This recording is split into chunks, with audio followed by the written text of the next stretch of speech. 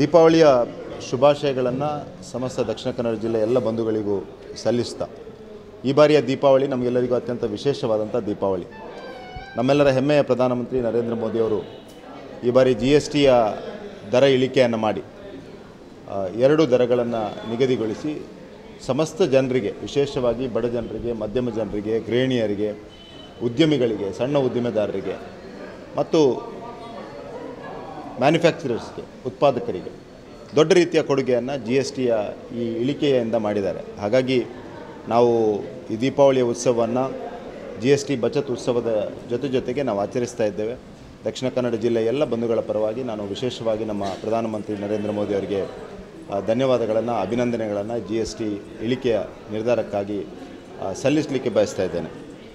ಜೊತೆಗೆ ಇಡೀ ದಕ್ಷಿಣ ಕನ್ನಡ ಜಿಲ್ಲೆಯ ಜನರು, ಬಡ ಜನರು, ಮಧ್ಯಮ ವರ್ಗದ ಜನರು ಮತ್ತು ಎಲ್ಲರೂ ಈ ದೀಪಾವಳಿಯ GST ಉತ್ಸವವನ್ನು ಆಚರಣೆ ಮಾಡ್ತಾ ಇರುವಂಥ ಸಂದರ್ಭದಲ್ಲಿ, ಇಳಿಕೆಯ ನಿರ್ಧಾರವನ್ನು ಸ್ವಾಗತಿಸ್ತಾ ಇರುವಂಥ ಸಂದರ್ಭದಲ್ಲಿ, ಸಂಭ್ರಮ ಪಡ್ತಾ ಇರುವಂಥ ಸಂದರ್ಭದಲ್ಲಿ ನಮ್ಮ ಮುಖ್ಯಮಂತ್ರಿಗಳು ಮೊನ್ನೆ ಪುತ್ತೂರಿಗೆ ಬಂದು ಒಂದು ರೀತಿಯಲ್ಲಿ ರಾಜಕಾರಣ ಮಾಡುವಂಥ ಪ್ರಯತ್ನವನ್ನು ಮಾಡಿದ್ದಾರೆ. ಯಾವುದೇ ಆಧಾರರಹಿತವಾಗಿ ರಾಜ್ಯಕ್ಕೆ 15,000 ಕೋಟಿ ನಷ್ಟ ಆಗ್ತಿದೆ. GST ಕಳೆದ 8 ವರ್ಷದಿಂದ GSTಯನ್ನು ತೆಗೆದುಕೊಂಡು ಈಗ GSTಯನ್ನು ಇಳಿಕೆ ಮಾಡಿದ್ದಾರೆ ಅನ್ನುವಂಥ ಅತ್ಯಂತ ಬಾಲಿಶವಾದಂಥ ಒಂದು ಹೇಳಿಕೆಗಳನ್ನು ಕೊಟ್ಟಿದ್ದಾರೆ. ಇದೊಂದು ಅರ್ಥದಲ್ಲಿ ಕೈಲಾಗದವನು ಮೈಪರಿಚಿಕೊಂಡಂಥ ರೀತಿಯಾಗಿದೆ. ಮುಖ್ಯಮಂತ್ರಿಗಳಿಗೆ ಒಂದು GST ಕೌನ್ಸಿಲ್ನಲ್ಲಿ ಮುಖ್ಯಮಂತ್ರಿಗಳು, ನಮ್ಮ ರಾಜ್ಯದ ರೆವಿನ್ಯೂ ಸಚಿವರಾದಂಥ ಕೃಷ್ಣ ಬೈರೇಗೌಡರು ಭಾಗಿಯಾಗಿದ್ದಾರೆ.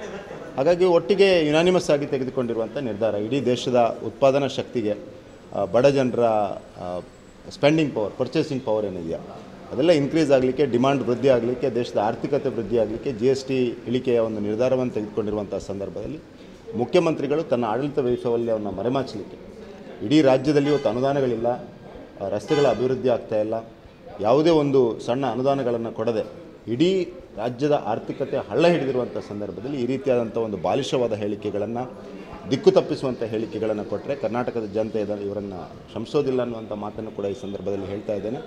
ದಕ್ಷಿಣ ಕನ್ನಡ ಜಿಲ್ಲೆಗೆ ಬಂದು ಈ ರೀತಿ ದಕ್ಷಿಣ ಕನ್ನಡ ಜಿಲ್ಲೆಯ ಜನರನ್ನು ಅವಮಾನಿಸುವಂಥ ಪ್ರಕ್ರಿಯೆಯನ್ನು, ಜನರ ಸಂಭ್ರಮವನ್ನು ದೂರ ಮಾಡುವಂಥ ಒಂದು ಪ್ರಯತ್ನವನ್ನು, ನರೇಂದ್ರ ಮೋದಿಯ ಮೇಲೆ ಜನ ಇಟ್ಟಿರುವ ನಂಬಿಕೆಯನ್ನು ದೂರ ಮಾಡಲಿಕ್ಕೆ ಮಾಡ್ತಾ ಇರುವಂಥ ಒಂದು ಹತಾಶ, ವ್ಯರ್ಥ ಪ್ರಯತ್ನವನ್ನು ನಾನು ಈ ಸಂದರ್ಭದಲ್ಲಿ ಖಂಡಿಸ್ತಾ ಇದ್ದೇನೆ.